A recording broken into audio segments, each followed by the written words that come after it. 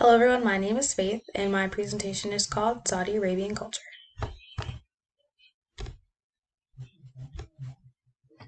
Let's start with some history. Saudi Arabia is the birthplace of the Prophet Muhammad. Islam was created by Muhammad, but it was spread through the early Chaldeans.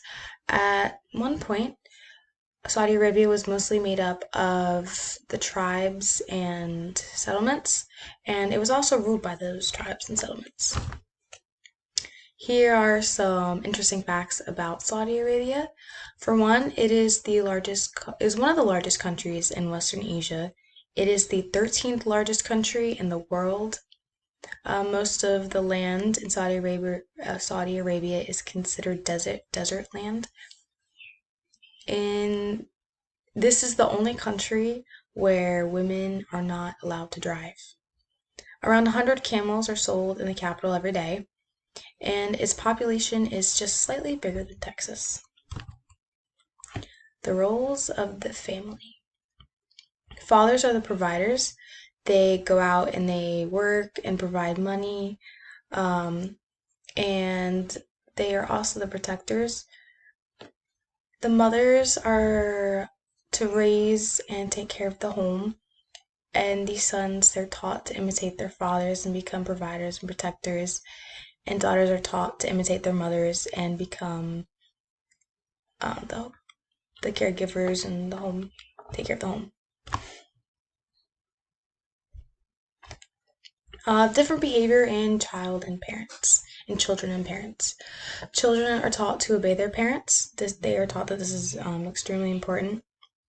Another aspect that children are taught is to be responsible. Responsibility is a huge part of their culture. Respect. This is probably one of the most important, especially respect of the elderly. They are taught that the elderly are very valuable because they have a lot of wisdom and they've lived for a long time, so they are taught to respect the elders. Another huge part of Arabian culture is loyalty, especially loyalty to one's family.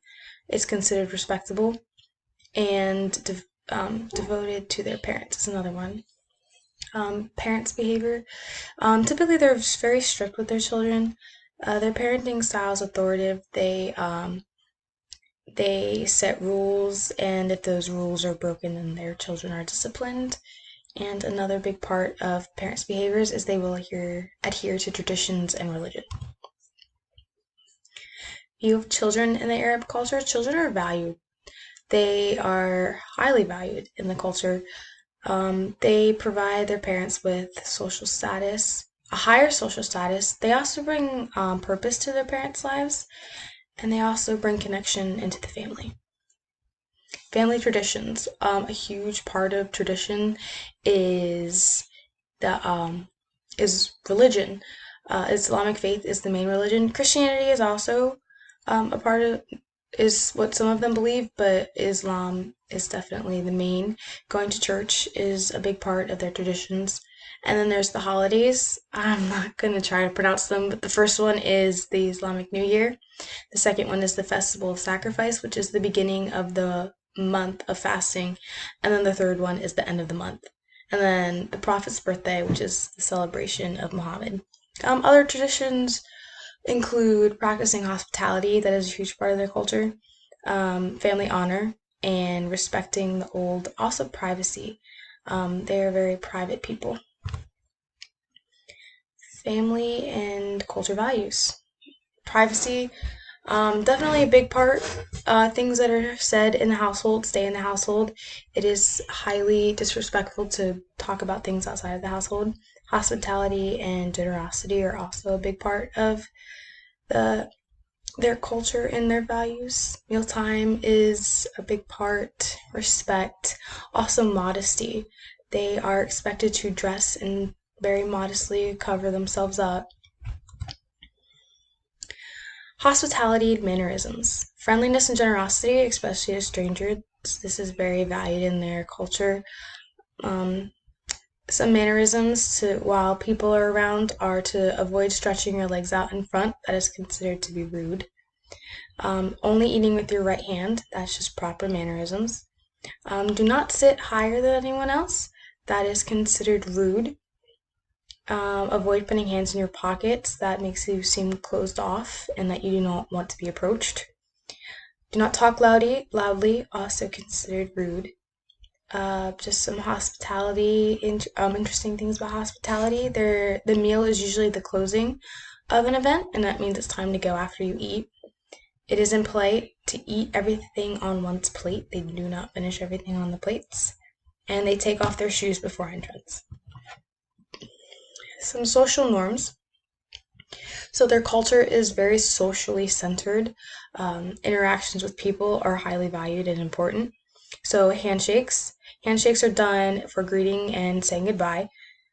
And then hugging is very different. Hugging is for very close friends. You don't hug somebody when you first meet them. That is considered inappropriate and very uncomfortable. An interesting social norm is that the members of the opposite sex do not speak in public. This is considered inappropriate. Eye contact is direct. When having a long conversation or talking or listening intently, eye contact is straight right into the other person's eyes. On the contrary, eye contact with a woman for too long is considered rude and very inappropriate and offensive as well. Another thing that is considered very rude and offensive is asking about a female relation, such as a wife or family member. That is just something that they do not do in that culture. Some more social do's and don'ts. You don't say no. You just say, but if God wills. Saying no is too definite of an answer, and it's taking the attention off you and focusing it more on God. Always say yes.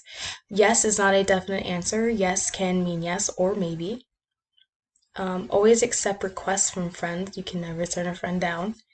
Always return favors. Doesn't matter how big or small, they always have to be returned. Never point. This is considered offensive and extremely rude. And never showed up unannounced.